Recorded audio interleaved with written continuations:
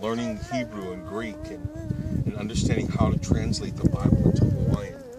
And his desire was to come home and share his faith with his people. And when he passed away, he died of typhoid fever at a very young age, I would say 20-something. And now, that his death and his memoirs are what inspired all the missionaries. And so since then, all the missionaries have come and been inspired. To tell you a cool story, a couple of things. Obviously, if you watch like the step-by-step of how they exhumed him, and the care that it took to bring him from Connecticut here, it was absolutely amazing. But when they came here, obviously there was a really big ceremony and celebration. And then they dug this, they built this concrete crypt for him to go into. All the things that were there, when they exhumed his body there, the Americans took very special care of Henry, like they were his own son, their own son. They actually had a piece of glass, because he died with typhoid fever. He was put in this, and it had a piece of glass and a heart thing. It had some very special, unique thing. All of those things were brought back home with him here, and they were buried with him. And I think there was a Bible and some other things from the family here, so it's a real special place. When world leaders come, and I mean world leaders like different pastors and leaders come here together, and Dickie's been here when the whole entourage of, you couldn't even feel, this place is so packed you wouldn't even believe it. But when everybody's here, what's interesting is we've come out here to pray. And one of the things that God gave us specifically when we were here was Habakkuk chapter 2, verse 14. So we prayed a lot, But on February 11, 2012, I was sitting here, the intercessor was there, and she said, Chris, I heard Habakkuk chapter 2, do you have your Bible? And so I started reading it. And as I started reading the whole chapter, when I came across verse 14, it says, "For the time will come when all the earth will be filled, as the waters fill the sea, with an awareness of the glory of the Lord." And it was just, here in the setting, looking out toward the ocean, all of the things that have happened around the visits here, even with Henry.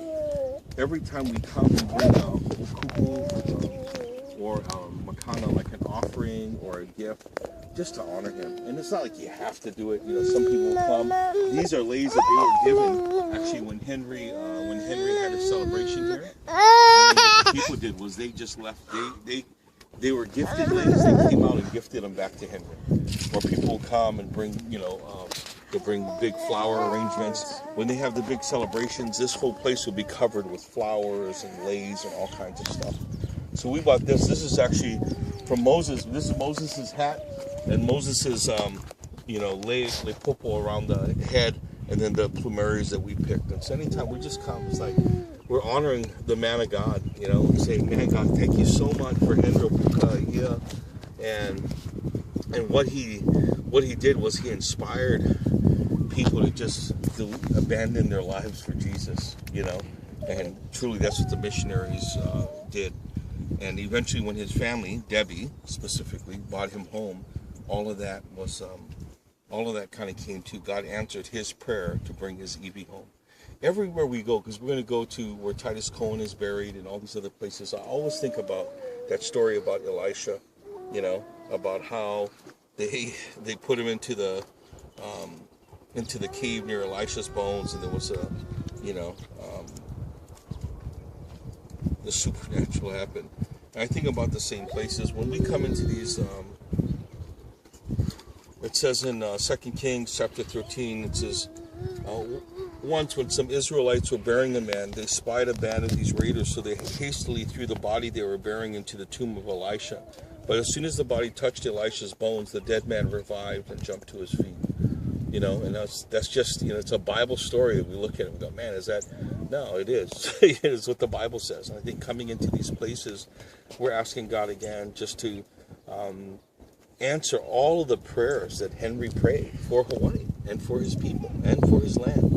And, just that God would again, bring an awareness to the Hawaiian people that would awaken them and that they would be passionate, the most Christian nation in the world, that they would be at a place where we would be Uala'a no Yehovah, that we would be a people dedicated back unto Yahweh, or back unto Jehovah. But it's a very significant thing. I came here, I remember the day, it was May 16, 2010. The same day I got that scripture at the pier is the same day I came here, and a very special encounter happened between me and the pastor, or the couple of this church, that day. And since then, we got to something so supernatural that we don't have to, we're past all the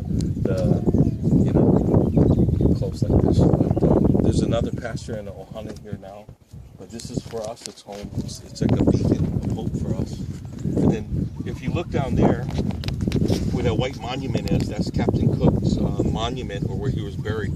If you look exactly where that monument is, you see where the hill is and it goes to the ocean? Mm-hmm. That area is called